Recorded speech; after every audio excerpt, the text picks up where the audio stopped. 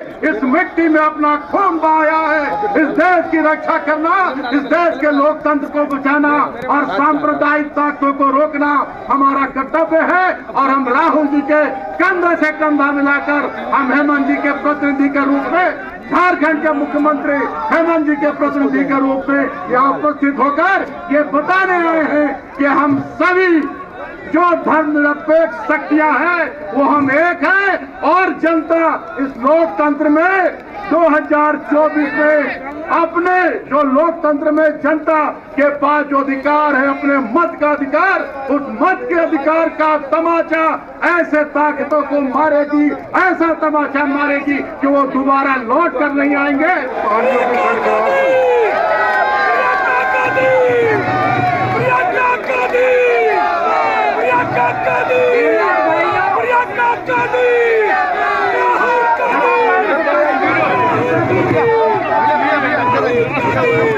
मेरे भाई शायद सितंबर से 4 या 5 महीनों से पैदल कन्याकुमारी से लेकर यहाँ तक चलने निकले थे। शुरू में मैंने भी सोचा कि बहुत कैसे जाएगी, कैसे होगा, लोग स्वागत करेंगे, क्या होगा। लेकिन जहां जहां गए, कन्याकुमारी से लेकर यहाँ श्रीनगर तक, जहां जहां गए तो लोग बाहर आए। किस लिए आए? किस लिए आए? क्योंकि इस देश में अभी एक जज्बा है। इस देश के संविधान के लिए, इस देश की धरती के लिए, इस देश की अनेकता के लिए एक जज्बा है जो हर एक हिंदुस्तानी के दिल में आज भी है। मैं कश्मीर की जनता, जम्मू की जनता का धन्यवाद देना चाहती हूं कि आपने खुले दिल से हमारा स्वागत किया। जब मेरे भाई कश्मीर की तरफ आ रहे थे तो उन्होंने एक मैसेज भेजा हमें, मुझे और मेरी मां को। उन्होंने कहा कि मुझे एक अजीब सी फीलिंग हो रही है, एक महसूस हो रहा है कि मैं अपने घर जा रहा हूं। और उन्होंने कहा कि और मुझे लगता है कि जब मेरे परिवार वाले मेरा इंतजार कर रहे हैं, वो आकर मुझसे गले लगते हैं, उनके आंखों में आंसू होते हैं, तो उनका दर्द, उनके जज्बात मेरे सीने में समा रहे हैं।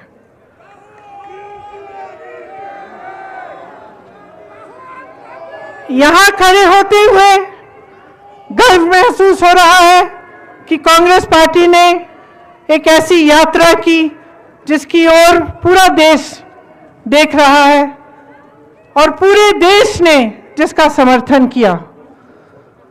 आज जो राजनीति देश में चल रही है, यहां खड़े होकर मैं कह सकती हूं, उस राजनीति से देश की भलाई नहीं हो सकती। जो राजनीति बांटती है, तोड़ती है, वो देश का नुकसान करती है। इसीलिए एक तरह से ये यात्रा एक आध्यात्मिक यात्रा रही कांग्रेस पार्टी के नेताओं के लिए जो इसमें शामिल हुए, अन्य पार्टी के नेताओं के लिए जो इसमें शामिल हुए, और खास तौर से उन यात्रियों के लिए और राहुल जी के लिए जो इतने दिन लगातार देश के एक कोने से दूसरे कोने तक चले। हम सबका कर्तव्य है कि जिस आधार पे ये देश बना, जिस सत्य, अहिंसा और प्रेम के आधार पर इस देश की नींव डली, उसे हम बचा कर रखें, उसे हम बुलंद करें।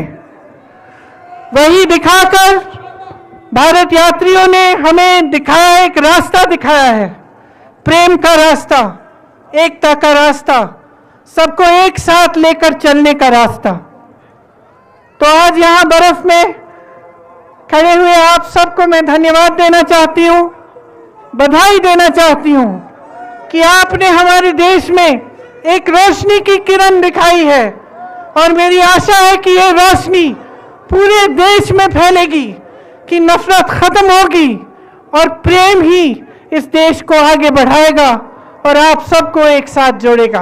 और बाकी जो सारे लोग आए हैं उनको खिताब करें। Thank you very much. Bharat जोड़ो यात्रा के जो प्रमुख श्री राहुल गांधी जी, प्रियंका गांधी जी और सभी पार्टी के नेता इस मंच पे बैठे हैं। क्षमा करना, समय के अभाव से मैं सभी का नाम नहीं ले सकता, लेकिन मैं उन सबको याद करते हुए सिर्फ चंद बातें बोलूंगा, क्योंकि बर्फ पड़ रही है। ये हम कर्नाटक से आए हैं, ये नई चीज है हमको कि इतना बर्फ पड़े, और अब देखिए नहीं, एक नया माहौल है। और खास करके जब राहुल गांधी जी कन्याकुमारी से लेकर कश्मीर तक पैदल चलने का और भारत जोड़ो यात्रा का उन्होंने निर्णय लिया और चलने का उन्होंने इरादा किया, तब हम लोग घबरा गए थोड़े।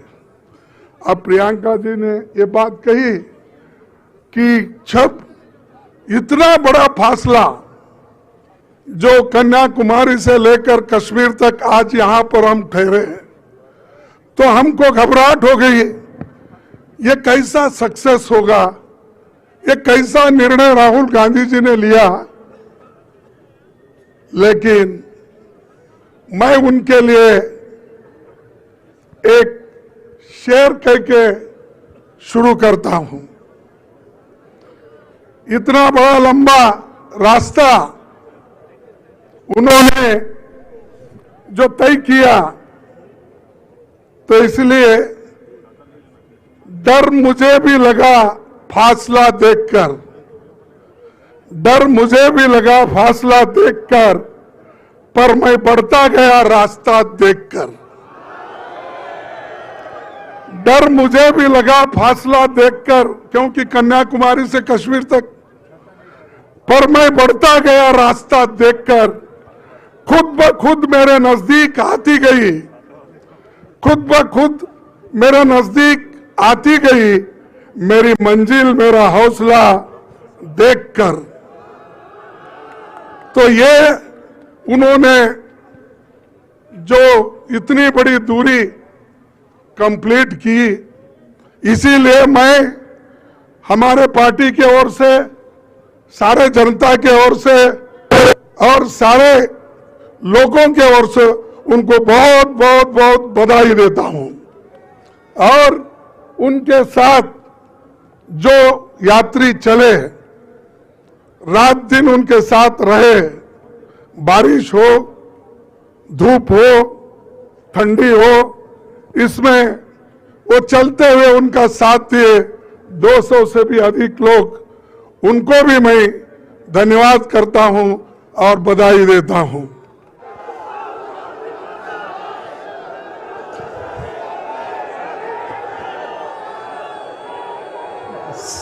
स्टेज पे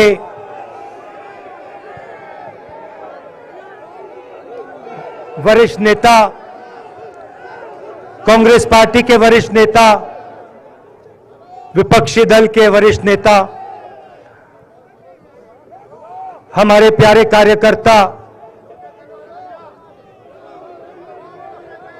भाइयों और बहनों, प्रेस के हमारे मित्रों, आप सबका यहां बहुत बहुत स्वागत।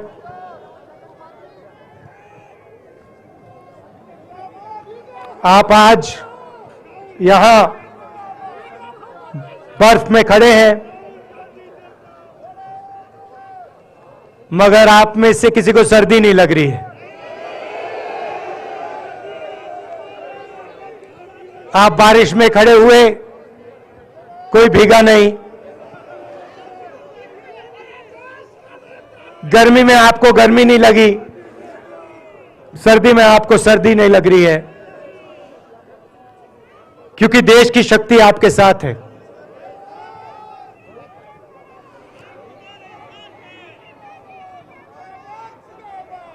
प्रियंका की बात मैं सुन रहा था। प्रियंका ने कहा मेरे मैसेज के बारे में, प्रियंका ने कहा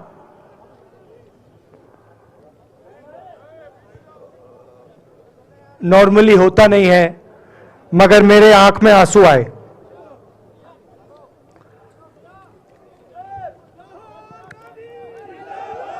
क्योंकि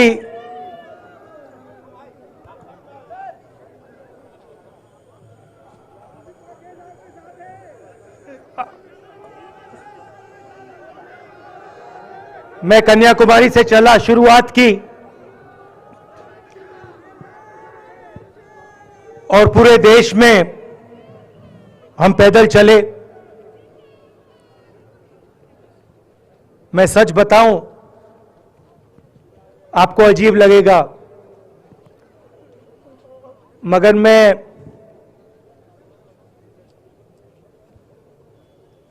बहुत सालों के लिए हर रोज 8-10 किलोमीटर दौड़ता हूं। तो मैंने सोचा था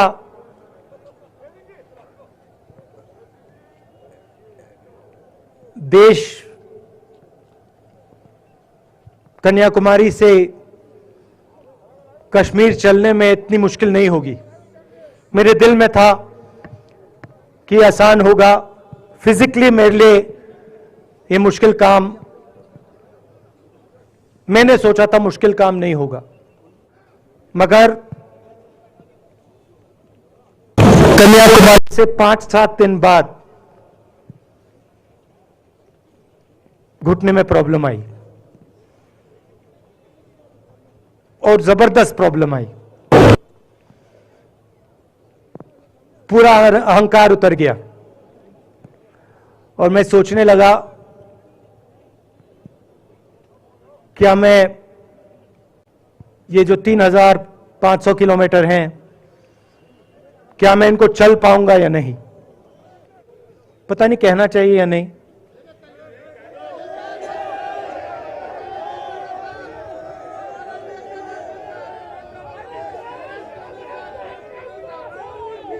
तो कह देता हूं, छोटे से बच्चे थे, भिखारी थे, भीख मांगते थे और मेरे पास आए, कपड़े नहीं थे। मैंने देखा शायद मजदूरी भी करते थे तो थोड़ी मट्टी थी उन पे। खैर मैं ये चीजें देखता नहीं हूं, तो मैं उनके साथ गले लगा, घुटनों पे गया, ऐसे उनको पकड़ा मैंने, क्योंकि मैं उनकी लेवल पे रहना चाहता था। और फिर नहीं, सुनिए, मैं ये बात कहना नहीं चाह रहा था मगर कह दूंगा। तो उनको ठंड लग रही थी, वो कांप रहे थे, शायद उनको खाना नहीं मिला था, छोटे बच्चे मजदूरी कर रहे थे।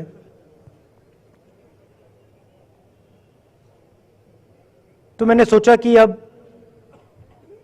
अगर ये स्वेटर नहीं पहनते हैं, अगर ये जैकेट नहीं पहन रहे हैं, तो मुझे भी नहीं पहनना चाहिए।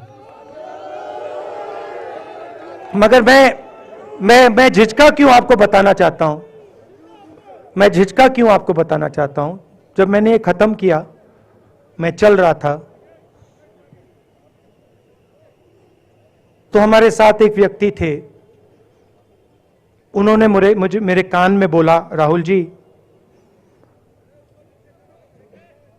ये बच्चे गंदे हैं, इनके पास आपको ऐसे जाना नहीं चाहिए।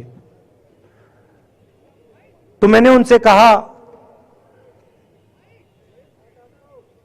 वो आपसे और मुझसे दोनों से साफ हैं।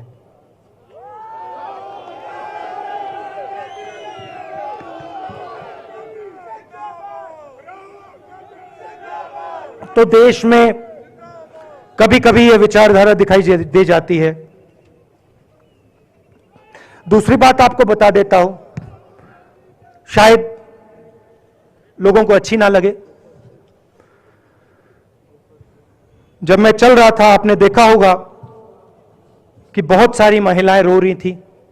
आपने देखा? आपको मालूम है क्यों रो रही थी? नहीं, उसमें से बहुत सारी महिलाएं इमोशनल थी, मुझसे मिलकर रो रही थी, मगर उसमें बहुत सारी ऐसी भी महिलाएं थी जिन्होंने मुझे बोला कि उनके साथ बलात्कार हुआ है, उनको किसी ने मोलेस्ट किया है, उनके किसी रिश्तेदार ने उनको मोलेस्ट किया है। और जब मैं उनसे बोलता था, बहन मैं पुलिस को बताऊं, तो मुझे कहती थी, राहुल जी पुलिस को मत बताइए, हम चाहते हैं कि आपको यह बात मालूम हो, मगर पुलिस को मत बताइए, हमारा और भी नुकसान हो जाएगा। तो ये हमारी देश की सच्चाई है। ऐसी बहुत सारी और मैं कहानियां आपको बता सकता हूं।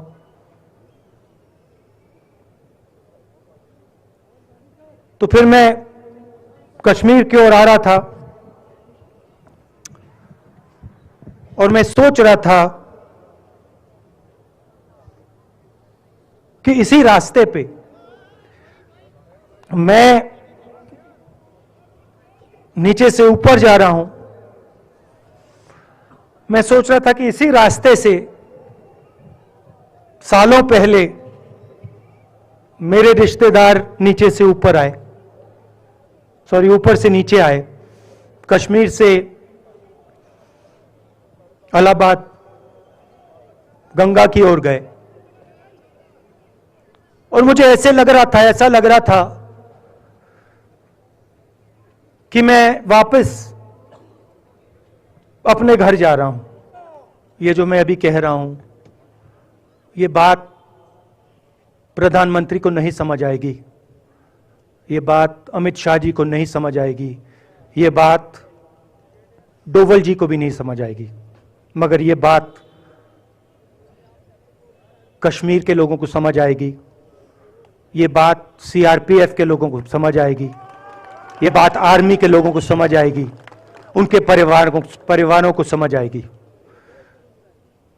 तो उन्होंने मुझे कहा, नाम ओंगमू है उसका, उसने कहा दादी को गोली लग गई, दादी को गोली लग गई। और फिर मुझे गाड़ी में वापस ले गए, प्रियंका को मैंने स्कूल से उठाया, मैं वापस गए।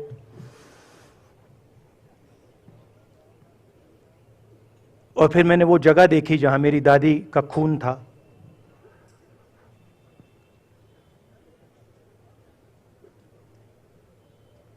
पापा आए, मां आई, मां बिल्कुल हिल गई थी, बोल नहीं पा रही थी।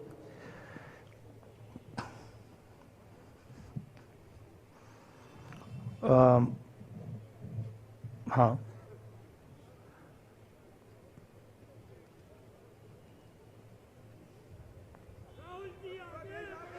फिर क्या हुआ?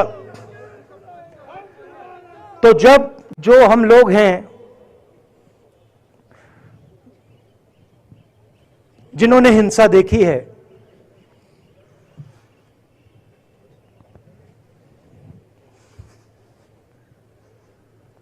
ये जो है ना, ये इसको हम बिल्कुल दूसरी तरीके से देखते हैं। ये आप सबके लिए टेलीफोन है, ये हमारे लिए सिर्फ टेलीफोन नहीं है।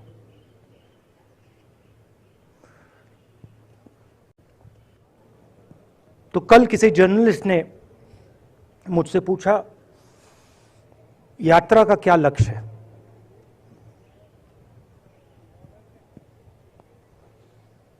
कहा कि यात्रा क्या अचीव करना चाहती है, जम्मू कश्मीर में क्या अचीव करना चाहती है।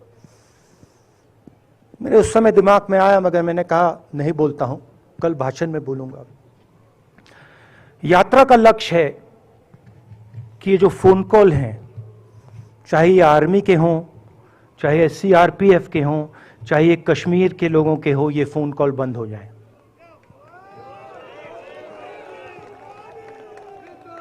कि ये फोन कॉल किसी बच्चे को, किसी मां को, किसी बेटे को ना लेना पड़े। मेरा लक्ष्य ये जो फोन कॉल हैं इनको बंद करने का है। और आपने जो किया, जो यात्रियों ने किया, हम सब ने किया, इस विचारधारा की रक्षा के लिए किया है। मैंने ये काम अपने लिए नहीं किया, मैं ऐसा काम अपने लिए कभी कर ही नहीं सकता हूं।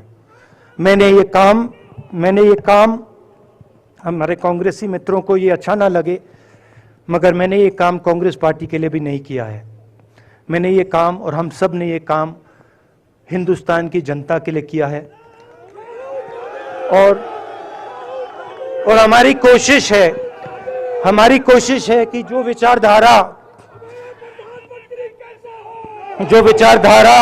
इस देश की नींव को तोड़ने की कोशिश कर रही है, जो विचारधारा इस देश की नींव को तोड़ने की कोशिश कर रही है, उसके खिलाफ हम खड़े हों, मिलकर खड़े हों, नफरत से नहीं, क्योंकि वो हमारा तरीका नहीं है, मोहब्बत से खड़े हों। मैं जानता हूं कि अगर हम मोहब्बत से खड़े होंगे, प्यार से बात रखेंगे, तो हमें सफलता मिलेगी। और उनकी जो विचारधारा है, उसको हम सिर्फ हराएंगे नहीं, मगर उस विचारधारा को हम उनके दिलों से निकाल देंगे। तो आपने, देश की जनता ने हमारा समर्थन किया। हमारी कोशिश है कि हमें, बीजेपी ने एक जीने का तरीका, राजनीतिक तरीका दिखाया है। हमारी कोशिश है कि हम एक और तरीका, जो हिंदुस्तान का तरीका है, मोहब्बत का तरीका है, वो हम देश को दिखाएं। हम देश को याद दिलाएं कि हिंदुस्तान मोहब्बत का देश है, इज्जत का देश है, भाईचारे का देश। तो हमने जो कहा था, छोटा सा कदम लिया है, बड़ा कदम नहीं है। नफरत के बाजार में मोहब्बत की दुकान खोलने की कोशिश की। धन्यवाद। जय हिंद।